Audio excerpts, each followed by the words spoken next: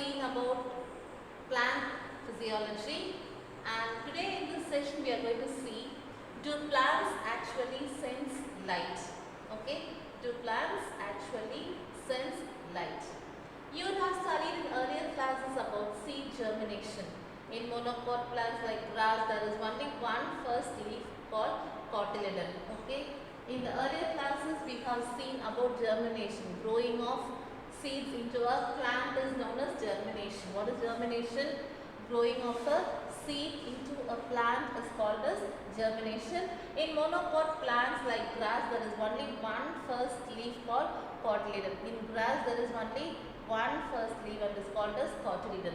Once germinated, the embryo sends the primary root downward into the soil and pushes the primary shoots into the soil surface. The tip of the embryonic shoots is covered by a protective sheet called coleoptile. Now we are going to see in detail about coleoptile. It is a coleoptile covered embryonic shoot that grows above the ground. In one of the experiments initially, Darwin noticed that germinated seeds also grow towards the light.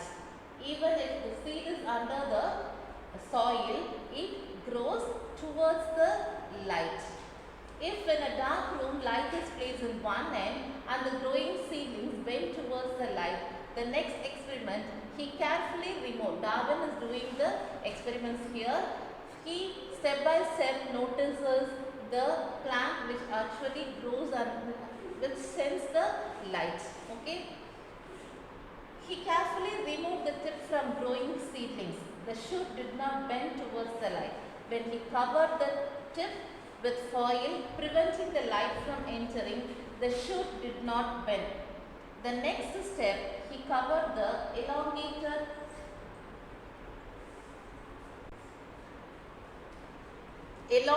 part of the shoot, but he left the tip open. Now the bending could be noticed. Covering the elongating part of the shoot did not affect the response to light at all. Darwin concluded, after so many experiments, he concluded that some influence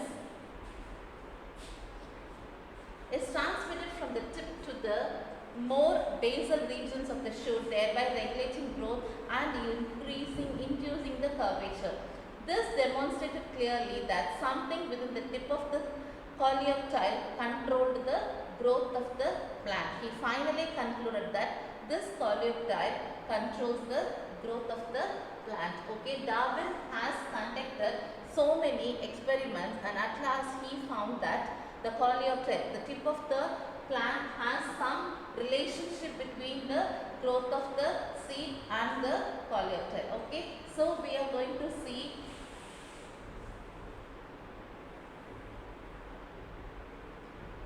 in detail. He said that there is some influence. And what is this influence? And what is this influence?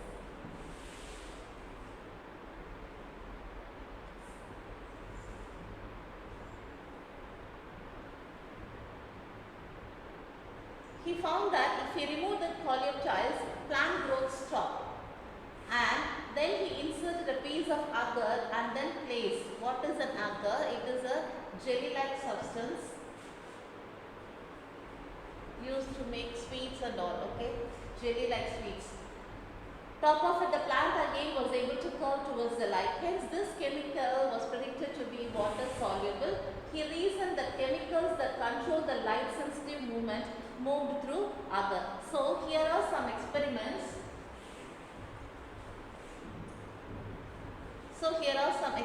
Which was conducted by Darwin. Coleoptile bends. See, the tip of the plant bends towards the sunlight. And when the tip is removed, he removed the tip and there is no movement towards the light. Here also the same. Coleoptile tips on agar. He has placed these two tips here and the top of the coleoptile removed. So there is no bending because The coleoptile is involved in making the plant to move towards the sunlight. So next, a gelatin is inserted and the tip is again pasted on the tip of the plant. See, the tip is placed on one side, tips removed, other cut into blocks. So after that, the light proof cap on tip.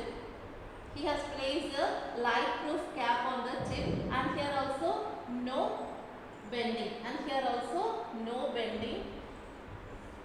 Here, after keeping the tip here, it bends towards light, bending in absence of light. Okay, only half of the portion is being bent. So after keeping the other here, it blocks the one side and bending occurs while there is no light. So these are the experiments conducted by Darwin to find the influence between the light and the germination. In his experiment, he replaced the agar block with butter. The above mentioned water soluble chemical did not dissolve in butter. As expected, the chemical did not pass through the butter. This water soluble influence was later identified as the plant hormone auxin. In response to light, auxin elongates the cells on the dark side of a stem so that plant literally bends towards the light source. And after that, all these experiments, it has been concluded that the plant literally bends towards the light source. Okay, this is the conclusion of this topic. Plants actually sense light. Okay.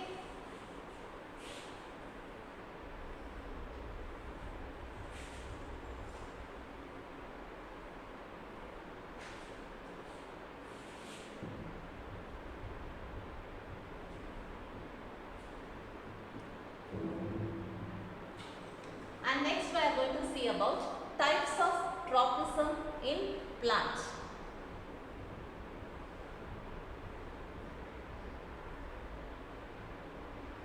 What is tropism?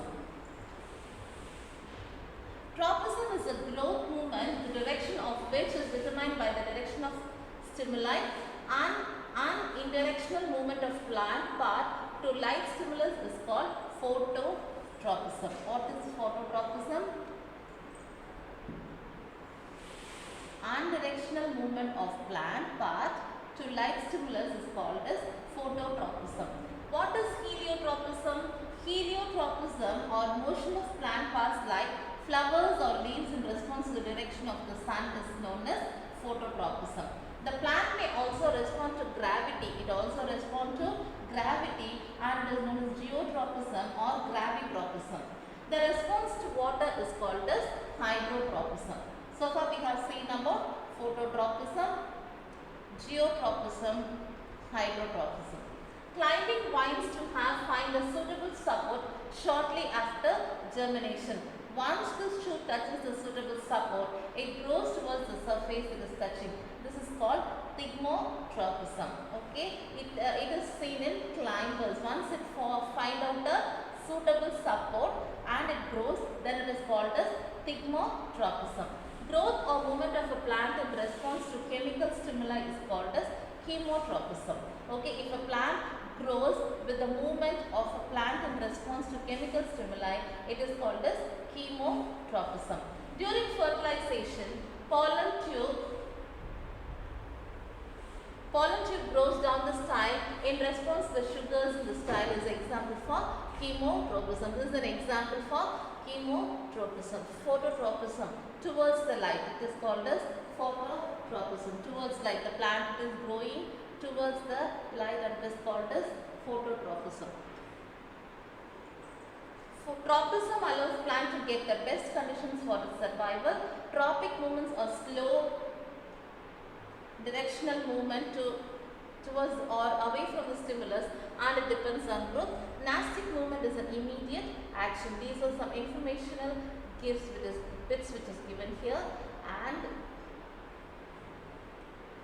tropism is generally termed as positive if growth is towards the signal and negative if it is away from the signal. Okay. Tropism is generally termed as positive. If it grows towards the signal, it is called as positive, and it is away from the signal, it is called as negative. Okay. While the shoot of a plant moves towards light, the root moves away in the opposite direction. Thus, the shoots are said to have positive phototropism, while the root have negative phototropism, because the shoot is above the surface of the earth and the root is below the surface of the earth, and is called positive phototropism, and the root is called as negative phototropism.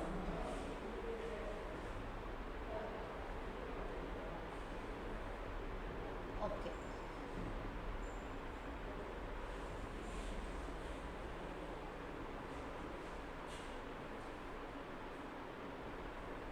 And let us see about water or gravity. When a seed germinates, the primary shoot goes up while the primary root goes down. Shoot goes up and root goes down. The primary roots goes up and the primary root goes down. Okay. The primary shoot is called as plumule and the primary root is called as radicle. What stimulus is making the primary to go down? It is gravity or water that is principally responsible for the direction of the growth of primary root. We can do any interesting experiment to find out for ourselves. What we do? Okay, now we are going to see an experiment. What are the things we needed for that experiment? A glass trough, sand, water pot plugged at the bottom, bean seed or peas and water. What we are going to do in this experiment?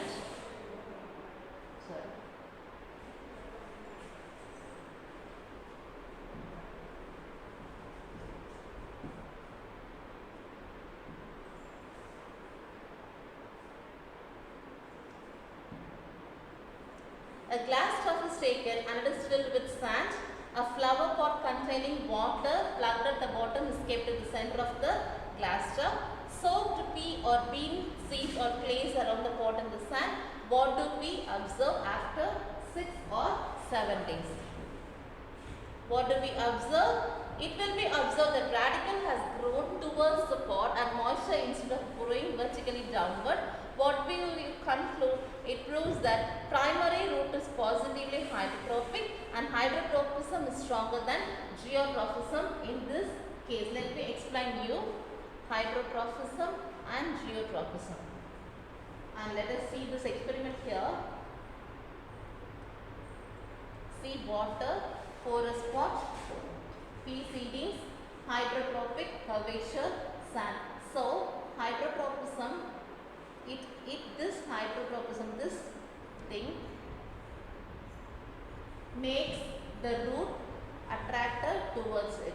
So in this case, actually the root has to grow like this, but it has been attracted by the water. So the conclusion is